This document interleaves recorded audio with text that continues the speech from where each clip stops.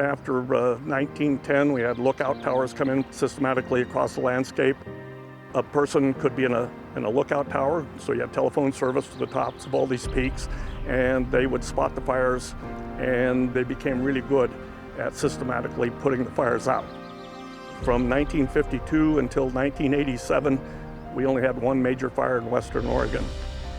For years, the Forest Service successfully kept fire out of the forests, and with fire controlled, established sustainable timber yields.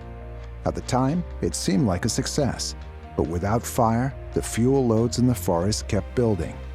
Then, war started.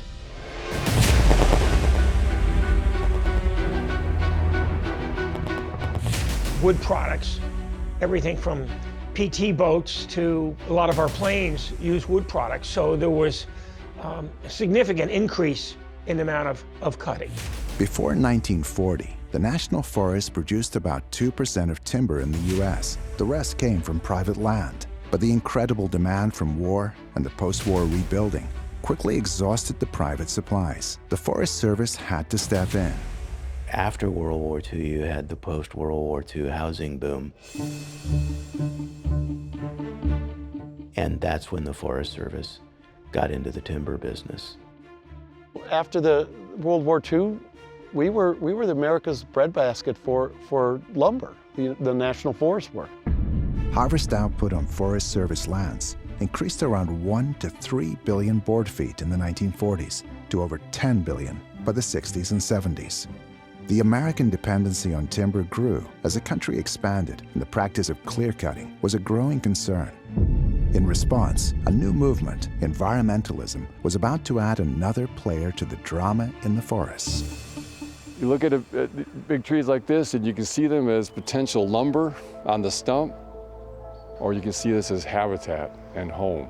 And all the other natural resources, the ecosystem services of clean air, clean water, all kinds of things, that gets eliminated when they just look at, timber. It was ground zero in the timber wars.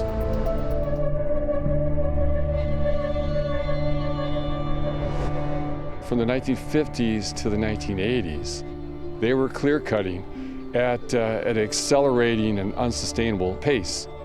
We were running out of this beautiful forest ecosystem. Industrialized clear cutting was a method of cutting down trees by completely stripping an area using heavy machinery. Yeah, in terms of the practices at the time, it was very efficient to be able to take your machinery, go in and just take out all the trees. The demand for more lumber meant a more efficient way to extract it. We really see the U.S. Forest Service transition from more of a custodial, protective agency to ramping up their production of lumber to feed that economic boom after World War II. When we hit the 70s into the early 1980s, timber production off of national forest lands accounted for between 25 and 30% of all domestic lumber consumption. By the 1980s, the public once again became aware of their disappearing forests. But this time, the Forest Service that was originally touted as the savior of the forest was being viewed by some as the very agency leading to their destruction. The timber wars really flared up in the 1980s. It became, like another culture war. For many environmentalists, the timber wars started in 1989 in the Willamette National Forest, prompted by the U.S. Forest Service controversial timber sale known as the North Roaring Devil.